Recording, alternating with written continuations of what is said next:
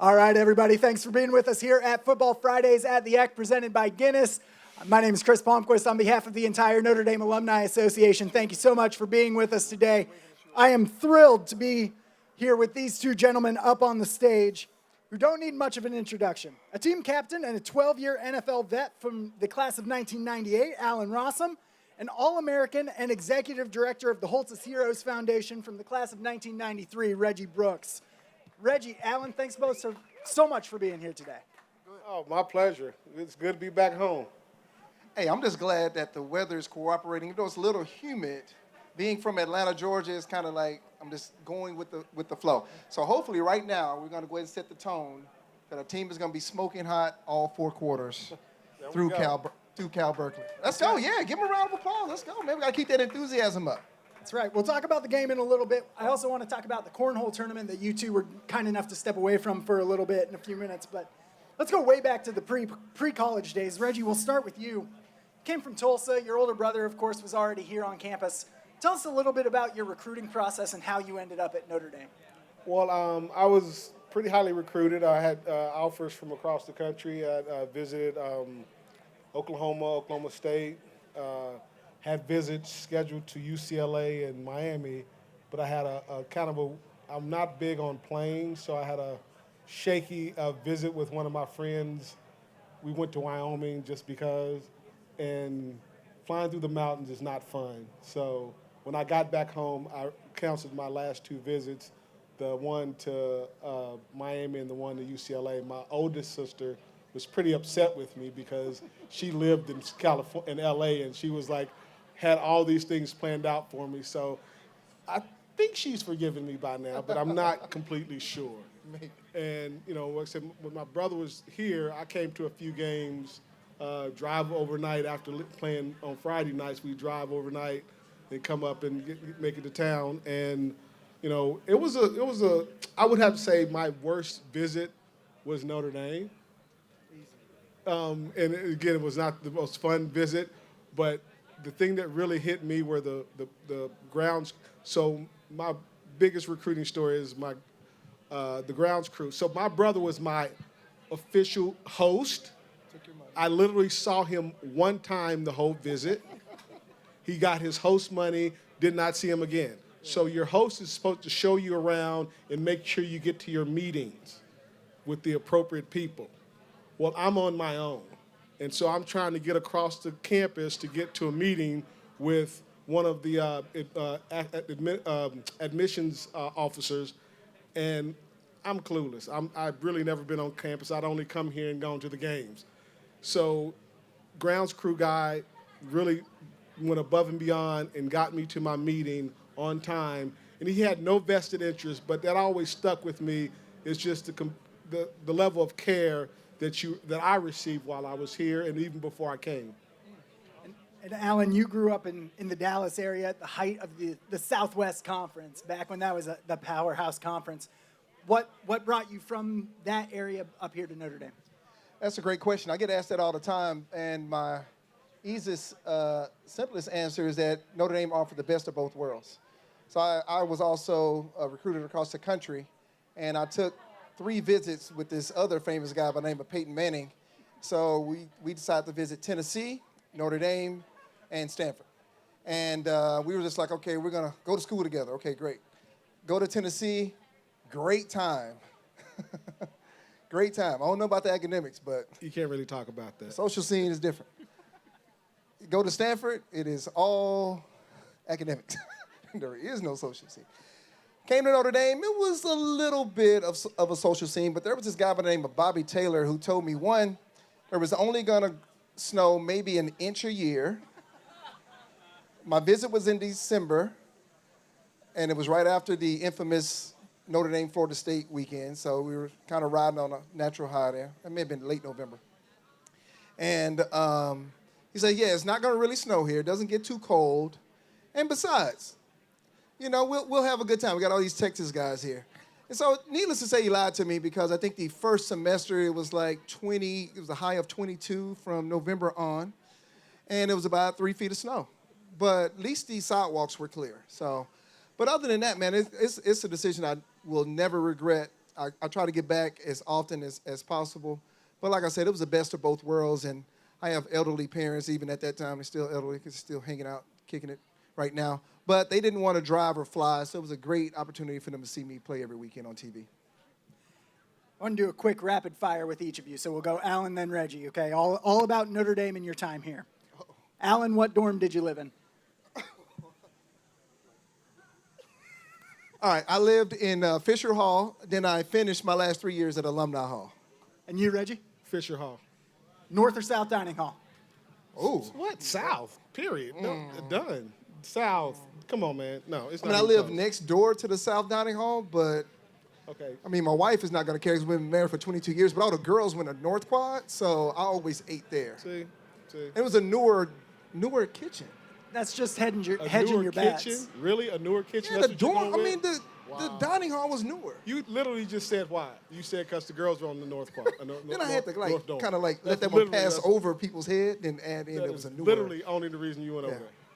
Favorite class you took? Oh, by far. Any, probably, nah, I was going to, all of my, no, probably, no. So I was a double major. So I was computer science and business marketing. So they're two totally different worlds. One group of people, you're not talking, you don't even know each other. In marketing, everybody knows each other. So, and that's kind of like how my personality is. So I would probably say, Finance 360, something crazy. I'm more of a nerd. C++, my programming class. There you go, man. Love it. Must-stop place when you're back in town, either on campus or in South Bend? Bookstore. Bookstore, yeah. Excellent. All right, Reggie, as I mentioned, you're the executive director of the Holtz Heroes Foundation. You have dozens of former players in town this weekend for your annual reunion. It's always such a great turnout to see so many guys come back. Tell us a little bit about that, and then I got to ask you for your favorite Coach Holtz story. Well, we have the foundation is geared towards helping former players and their families that have found themselves in difficult and hard struggles, whether it's mental health issues, addiction, or financial hardship. And again, a lot of times guys that we had a lot of guys that went in the league, but a lot of guys that played here didn't make it to the league. And when they have hard times, that's what the Notre Dame family is about, is to rally around each other and be that support structure to encourage and build and support. And the favorite Coach Holtz story? Well, it's not favorite just simply because it's just a good one. And I was just telling the other day. So we had a scrimmage in Loftus, and the left guard blew an assignment. So Coach Holtz said, "Can I say ass? Sure. Get his ass out of here, get his ass." So he kicks the left guard out. And we're thinking, okay, the offensive line coach, Joe Moore, was like, told the second team offensive guard to get in there. Coach Holtz, no, we might as well play without his ass. They're not going to block. We can't have it. So we're in full pads. I mean, full pads. And Oliver Gibson literally hit me so hard, I was looking out of my ear hole. Because we had to run the play again. Same exact play, no left guard. And so, that's my favorite Lou Holtz story, because it's like, why would you do that to me? I still ask him about this to this day. It's like, I mean, I thought you liked me, Coach. But on my end, why would I run that again? And didn't even think twice. Ran it up in there and bam. So. Can you top that, Allen? No. So I won't tell one about myself because I have a number of them, like him trying to get me to transfer my freshman year, and then him almost running me over in his golf cart after he had the neck surgery. But I will tell one about our backup quarterback to Ron Paulus at the time, Thomas Krug. So Ronnie P had gotten hurt. We called Ron Paulus Ronnie P at the time. I don't know if he still goes by that stage name, but so Ronnie P had gotten hurt, and Thomas Krug is in the play, and everybody's like, okay, we're going to run the ball, play good defense. So we're at practice, and Coach Holtz has one of his episodes, and he's just going off on Thomas Krug. So he decides to tell a joke, but no one knew it was a joke when he was telling it because it was not funny at the time, but it is hilarious now. So I'll try to do my best interpretation of the joke without doing his language. All right, so he says, hey, Thomas Crew, I got one question for you. Yes, coach. Everybody has now stopped because Thomas is in trouble. What state are you in, son? He goes, what? What do you mean, coach? What state are you in, son? He goes, coach, what do you mean? What state are you in? He goes, I'm in the state of Indiana, coach. Like, is this a trick? He goes, no, you're in a state of confusion. Get me another quarterback in here. That was the joke. It was not funny at the time because Tom got kicked out of practice. But now that I think back on it 20 years, it's pretty funny. Yeah. He has a natural gift of the gab. Humor. He has that's him. definitely good humor. State of confusion. You guys can borrow that. You can give me a little side note. I'll take 10 to 15% on the dollar, but the rest of it has to go to Coach Holtz. Allen, when you were here, you played 3 years for Coach Holtz. Yes. He retired. Your defensive coordinator at the time, Bob Davie, was promoted to head coach. A little bit of similarities between what happened this past offseason with Marcus Freeman getting the head coaching job. What is that situation like as a player when you have a head coaching change that late in your tenure? Let me tell you this story. This is hilarious. So I am from Texas. It's called the home of football. And everyone was surprised that I left the state of Texas to go play football in the basketball state, which is Indiana. The main guy who was on me was Bob Davie. At the time, he was this big-time defensive coordinator at Texas A&M. How are you going to leave the state of Texas to go to play football in the basketball state? The first person I see when I get here is Bob Davie. So I just thought that was hilarious. But the transition was cool with me because he had already been in that, in that situation. He was my defensive coordinator. We already had game report, kind of like how you saw the reaction of the athletes when they introduced Coach Freeman. I think the biggest thing that we have to do here is just come together a little bit, and even when adversity happens, knowing that things are going to turn around. Because sometimes you can get into that mindset with, oh, my God, something bad happened, now it's going to go downhill. No. You can turn that thing right back around, just like it turned around for them. So I think that they'll get it figured out. I mean, this is his third game, his second game of this season. And we lost a lot this year. I know I sound like a broken record with excuses, but the reality of it is this is Notre Dame. Our standards are high.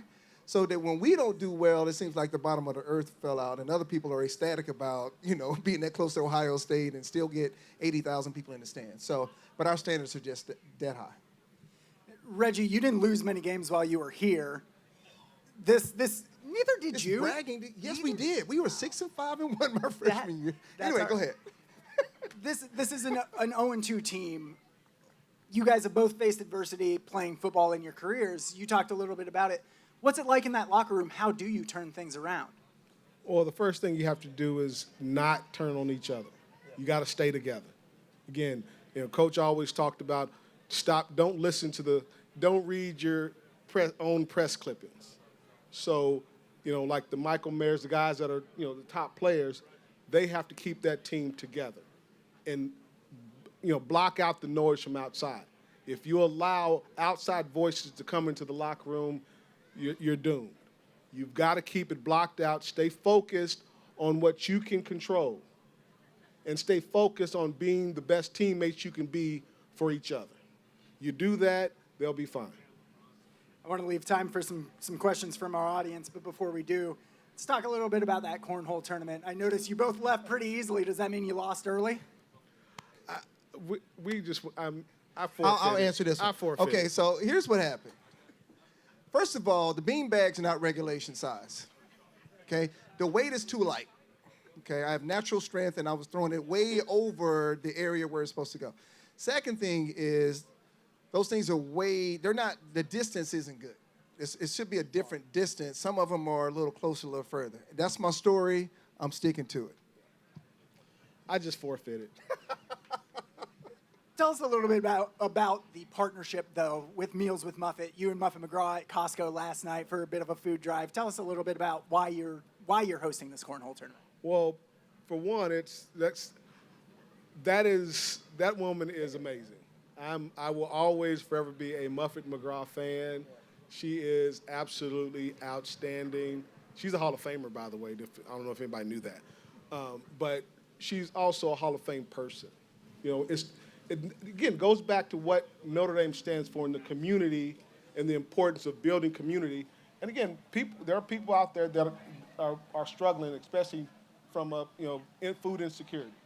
And having the opportunity to partner with someone of her caliber and someone that is, vested in the South Bend, Michiana community, no-brainer to do whatever we can to build community right here. Because like I said, Notre Dame is home for us all. Even though we live in other states, Notre Dame is always where we come back to come home. So that was just an opportunity to partner with someone that really cares, not about, fanfare and, how good you look.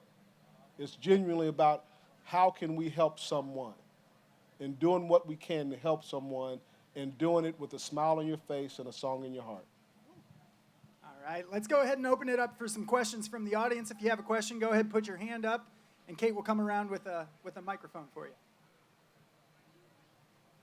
To ask Allen about a game against Navy.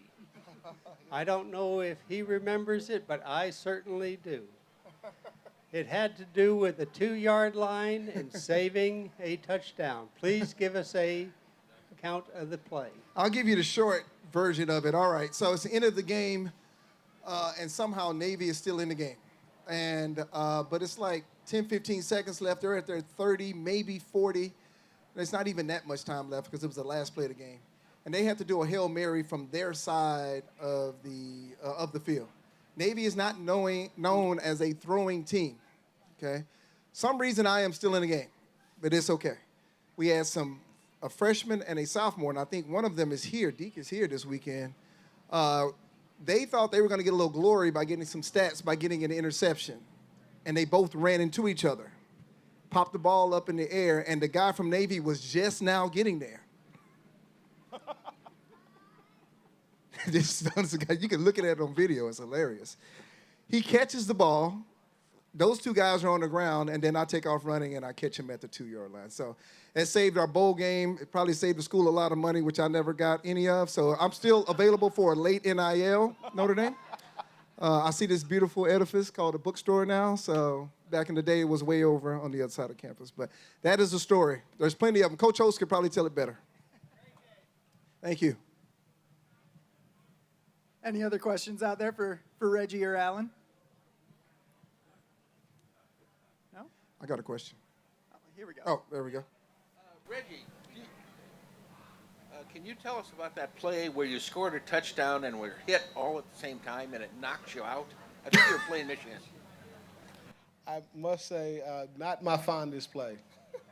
Because getting knocked out it's not cool. It's not fun either. And to be honest with you, until I saw it the next day at watching film session, I did not remember that play. Like I said, I actually went back and played the rest of the game and didn't remember that either. So it was a great play, but had I gotten hit a yard and a half further back, I would have fumbled, and I probably wouldn't have played again anyway because Coach would not have let me go back in the game if I fumbled the football. So you just learn not to fumble around Coach Holtz.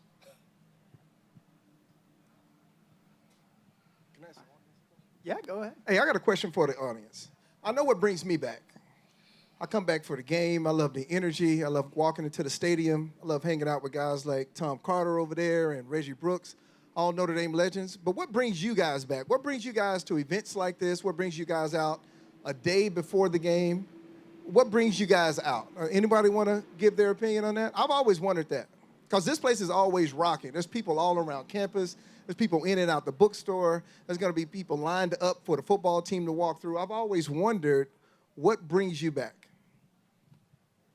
This is my first time here, but my husband's been a couple of other times to other games, and he said, nobody should die without having seen a Notre Dame football game. Woo. So I'm getting to see the Notre Dame football game, and I'm looking forward to it. Awesome. All right, I don't know if we can top that. So, Allen, Reggie, before I let you go, give us a quick prediction for tomorrow's game against Cal. I just want a victory. I don't care about the score. I just like the end result. End result is a dub. we get on a different track, which is a winning track. We get that confidence back, get the energy back. You have a different mindset when things are going your way. Practices are better. The game goes better. Adversity is handled a little different when you have a win behind you. So I just want to win. I don't care if it's about 1 point. I mean, actually, I do, but I just want to win. I want to win, but I'm going to go ahead and say 24-13. Notre Dame. Y'all heard it here first. Get your bets in tonight. Thank you very much, Allen and Reggie, everybody. Thank you, guys.